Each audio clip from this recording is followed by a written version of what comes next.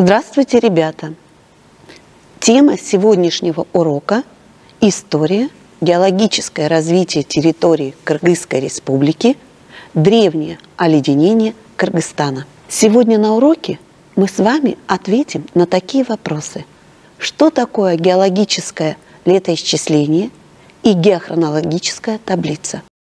Как развивался рельеф территории Кыргызстана на геологическом этапе развития нашей планеты Земля? А также рассмотрим, как повлияло на рельеф нашей страны древнее и современное оледенение. Что такое рельеф? Рельеф – это совокупность форм земной поверхности, различных по очертаниям, размерам, происхождению, возрасту и истории развития. Разнообразие современного рельефа – результат длительного геологического развития и воздействия современных рельефообразующих факторов, включая и деятельность человека. Изучением строения и истории развития Земли занимается наука – геология. Современная геология делится на ряд отраслей. Историческая геология изучает закономерности строения земной коры в течение геологического времени. Геотектоника – это учение о строении земной коры и формировании тектонических структур. Палеонтология – наука о вымерших организмах и о развитии органического мира Земли. Минералогия и петрография изучает минералы и другие природные химические соединения. Многие годы геологи, изучая горные породы, пытались определить возраст Земли, но еще недавно они были далеки от успеха. В начале XVII века архиепископ Армы Джеймс Ашер вычислил дату сотворения мира по Библии и определил ее как 404 год до нашей эры. Но он ошибался более чем миллион раз. Определять абсолютный возраст горных пород достаточно точно научились лишь в XX веке. Для этих целей используют процесс распада радиоактивных элементов, содержащих в породе. Биологическая история Земли начинается со времени образования земной коры. Самые древние горные породы свидетельствуют о том, что возраст литосферы более 3,5 миллиарда лет. Сегодня ученые считают, что возраст Земли 4,6 миллиардов лет. Он приблизительно такой же, как у Солнца и остальных планет Солнечной системы.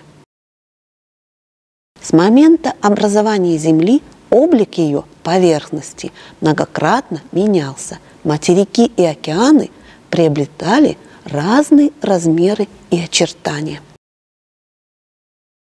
Люди измеряют время минутами, часами и годами. Но наша жизнь слишком коротка по сравнению со времен существования Земли. Протяженность основных временных подразделений геологической истории Земли – R – сотни, миллионов и даже миллиарды лет. Внутри R, начиная с палеозойской, выделяют меньшие отрезки времени – периоды. Изученность возраста горных пород и остатков вымерших организмов позволила составить таблицу геологического летоисчисления, которая называется геохронологическая таблица. Геохронологическая таблица содержит сведения о последовательности смене эр и периодов в развитии Земли и их продолжительности. Иногда в таблице указывают важнейшие геологические события, этапы развития жизни, а также наиболее типичные для данного периода полезные ископаемые. Таблица построена от древнейших этапов развития Земли к современному, поэтому изучать ее нужно снизу вверх. С помощью геохронологической таблицы можно получить информацию о любом отрезке времени развития Земли. Я вижу, это не впервые. Над сонной речкой залегли, открывшись многовековых напластывания земли. Здесь ясно, словно на макете, видна история Земли. Ее, наверное, даже дети в 2 счета выучить могли. Архей. Он начался 4 миллиарда лет назад и длился 1,5 миллиарда. Архей делится на 4 эры. Эоархей продолжался 400 миллионов лет. В этот период активно формировалась земная кора. Начала образовываться гидросфера, появляться вода. По одной из гипотез ее могли занести кометы. До океанов, конечно, было еще далеко, но отдельные водоемы уже существовали. Еще 400 миллионов лет длился палеоархей. В эту эру завершилось формирование твердого ядра Земли. Появилось сильное магнитное поле, и планета обрела защиту от солнечного ветра. Земной шар был окутан облаками пара, а когда стал остывать, пар превращался в воду, ее становилось все больше, и озера выросли и вскоре покрыли всю планету. Лишь со временем, из-за землетрясений и извержений вулканов, суша вновь показалась над водой. В этот период появляются первые примитивные формы жизни в виде бактерий. Следующие 400 миллионов лет длился мезоархей. Самым примечательным в нем явилось появление цианобактерий. Они способны к фотосинтезу и выделяют кислород. И последние 300 миллионов лет архея — это неоархей. Продолжили развиваться бактерии. Их количество росло и увеличивалось содержание кислорода в атмосфере. После архея наступил протерозой. Это самый продолжительный эон в истории Земли. Почти 2 миллиарда лет. Он также делится на эры. Первая — палеопротерозой. На нее приходится 900 миллионов лет. Есть мнение, что тогда случилось что-то вроде кислородной катастрофы. Его оказалось слишком много. В результате стали появляться аэробные организмы, то есть те, которым для жизни кислород был необходим. Сформировались клетки, которые содержали ядра, формы жизни усложнялись. Вторая эра протерозоя, мезопротерозой, продолжалась 600 миллионов лет. Главное событие — появление первых многоклеточных организмов — водорослей. Зарождались мягкотелые существа — вендобионты. Вот так они выглядели. Это трубчатые организмы. Четвертый эон — фанерозой. Он начался примерно 540 миллионов лет назад, и первой его эрой была палеозойская. Это время разнообразия морских организмов. Появились ракообразные, медузы, губки и черви. Важная часть палеозоя — кембрийский период. Произошел настоящий биологический взрыв. Начали зарождаться организмы с твердыми скелетами. Из позвоночных появились рыбы, пресмыкающиеся, и земноводные. Растения и животные активно осваивали сушу. На Земле обитали скорпионы, пауки и гигантские стрекозы с размахом крыльев до 75 сантиметров. К концу палеозойской эры в воде появились ящеры — мезозавры. Их длина достигала 70 сантиметров. Жизнь надежно и плотно обосновалась на голубой планете. Образовался суперконтинент — Пангея. А 252 миллиона лет назад началась мезозойская эра. Появились, полностью захватили всю планету, а затем вымерли динозавры. Главное тектоническое событие тех лет — это распад Пангеи. Единый суперконтинент разделился на 2 части, а затем раскололся на материки, которые мы знаем сейчас. В мезозой появились млекопитающие. Последней эрой фанерозоя считается кайнозой. Он начался 66 миллионов лет назад и продолжается по сей день. Особенно важен для нас его последний период — антропогенный. 300 тысяч лет назад на Земле появился человек. Кыргызстан – горная страна. Более 3/4 территории Кыргызстана заняты горными хребтами. На территории Кыргызстана распространены 2 крупнейшие горные системы мира – Тянь-Шань и Памира-Алай. Памира-Алай – горная система на юго-востоке Центральной Азии. Алайский и Туркестанский являются северными хребтами Памира Алая, которые окаймляют с юга Ферганскую долину. Чон-Алайский хребет широтного направления, разделяющий Памир и Алайскую долину. Тянь-Шань – один из основных горных систем Азии. Расположен на территории 5 стран. Протяженность Тянь-Шаня около 2500 километров. Ширина 320-480 километров. Естественная граница между западным Тянь-Шанем и восточным Тянь-Шанем, лежащим на территории Китайской Народной Республики, это вытянутый по долготе с юга на север меридиональный хребет.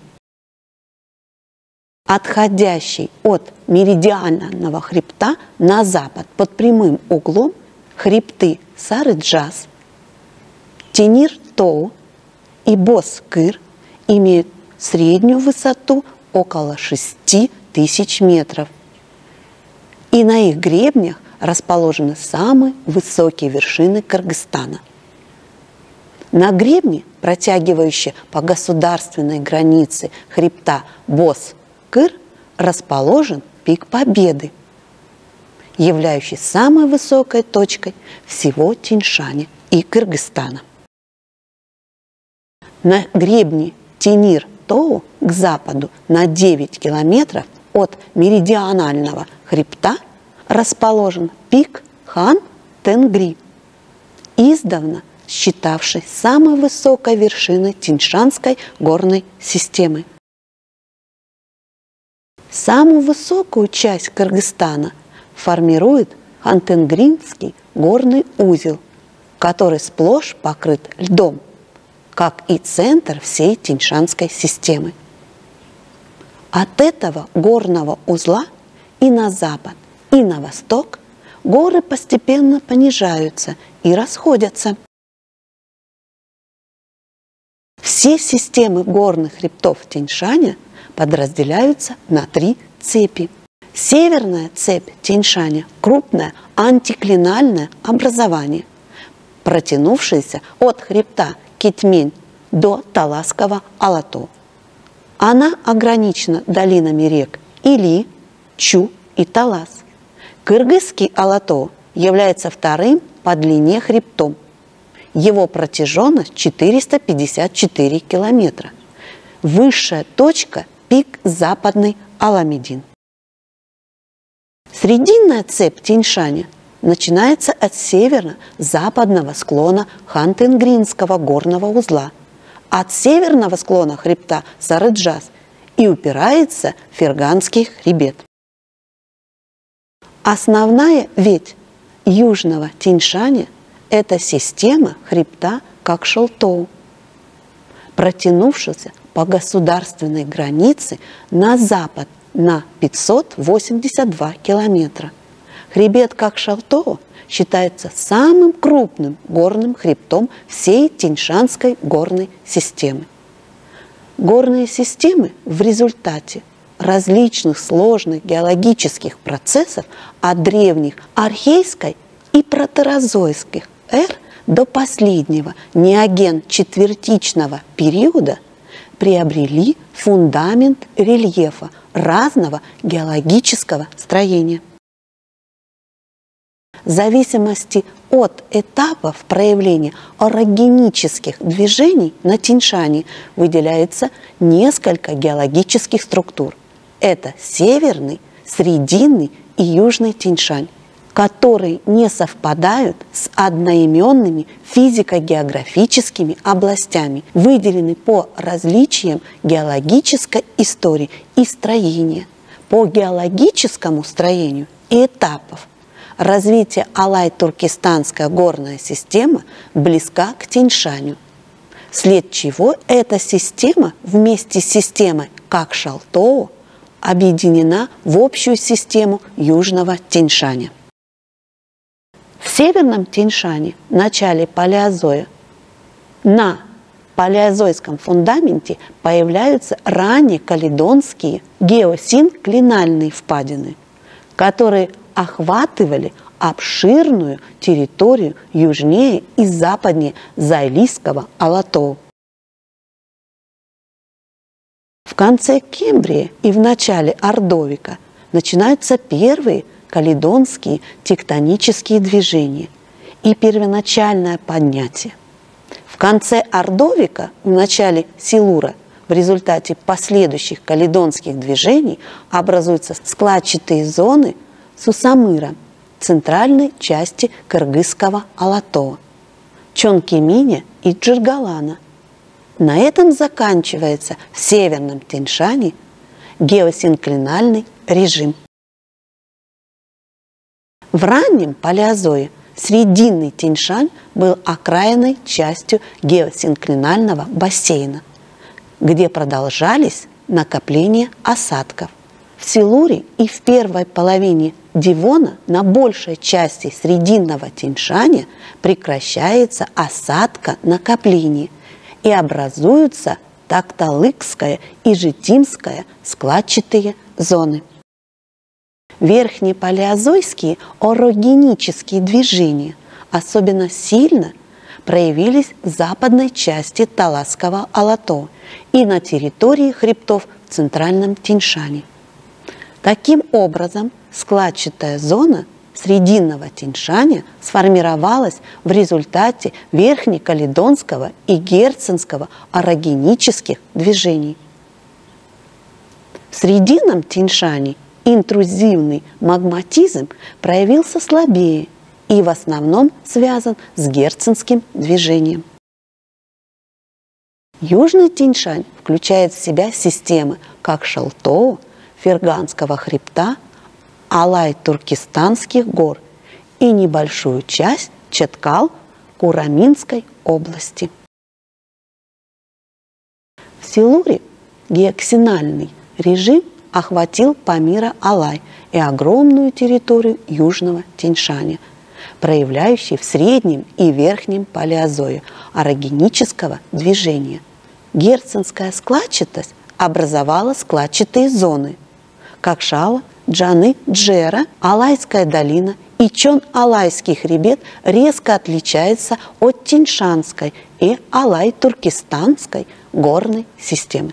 Чон-Алайский хребет, как северное побережье древнего океана Тетис, сформировавшийся в палеозое, сохранился до последнего альпийского этапа, завершения геосинклинального режима.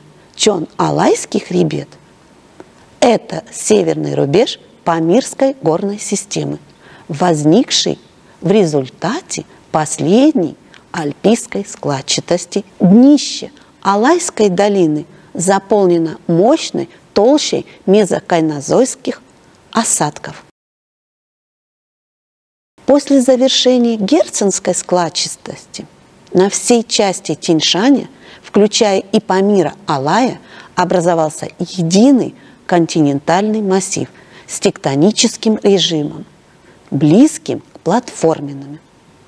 Длительное геологическое развитие Тянь-Шаня в палеозойскую эру привело к глубоким разломам, которые отделяют друг от друга. Северный Тянь-Шань отделен от Среднего Тянь-Шаня глубокими разломом, идущим от Каратаузского хребта до Сары-Джаза, названным главной структурной линией Тянь-Шаня.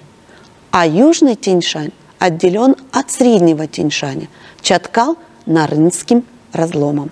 Известно, что горные системы Тянь-Шаня и Памира Алая в четвертичном периоде несколько раз покрывались ледниками. В результате деятельности древних ледников на высоте 1800–2000 метров повсюду встречаются такие формы рельефа, как корытообразные долины, троги, отшлифованные скалы, креслообразные кары, цирки. В результате многолетних исследований ученых установлено, что горные системы Тянь-Шаня и Памира Алая от начала четвертичного периода до нынешнего времени подвергались трехкратному оледенению.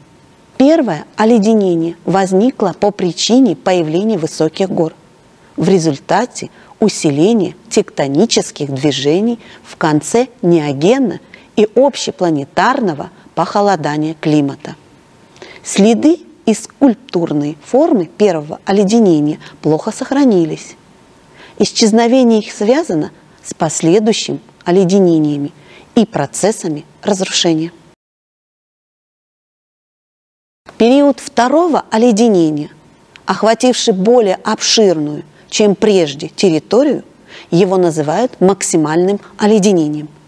Ледники этого периода во внутренних районах Тянь-Шаня носили почти покровный характер, а в отдельных, еще не расчлененных и высоко расположенных на горных долинах Сарыджаз, Аксай, Сусамыр, Алай, Арабель, Кумтор заполняли всю долину. Снеговая линия того периода была ниже современной на 800-900 метров на окраинных хребтах и на 300-500 метров на внутренних территориях. В послеледниковый период интенсивность тектонических движений считается, климат вновь становится более теплым. Ледники, растаяв, отступают, увеличивается мощь текучих вод. Третье оледенение началось в современный период. Это оледенение также началось в результате усиления тектонических движений и общего похолодания климата.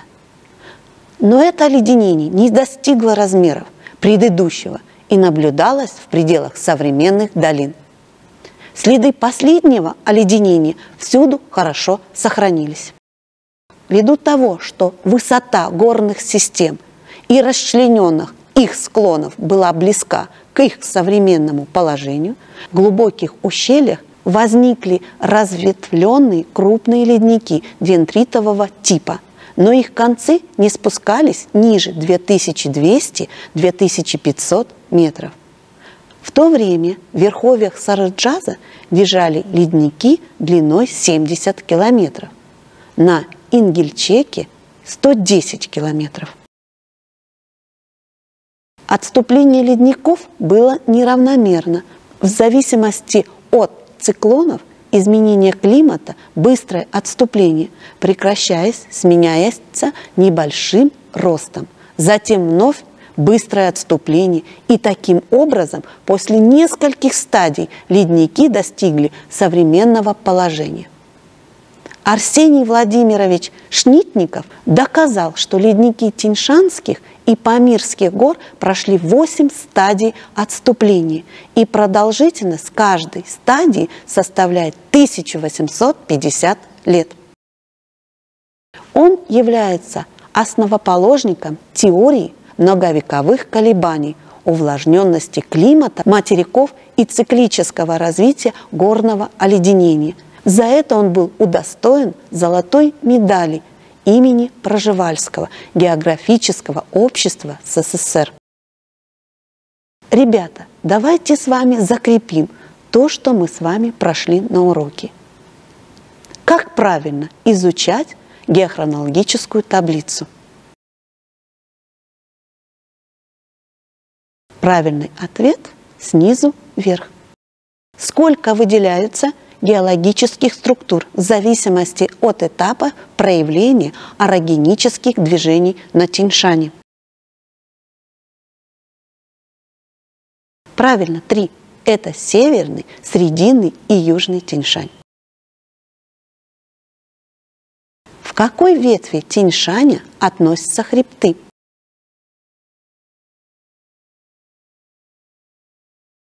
Северный Тянь-Шань.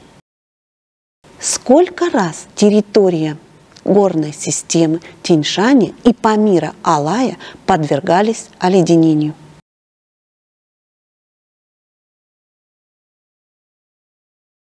3. Итак, ребята, наш урок подошел к концу. До новых встреч. До свидания.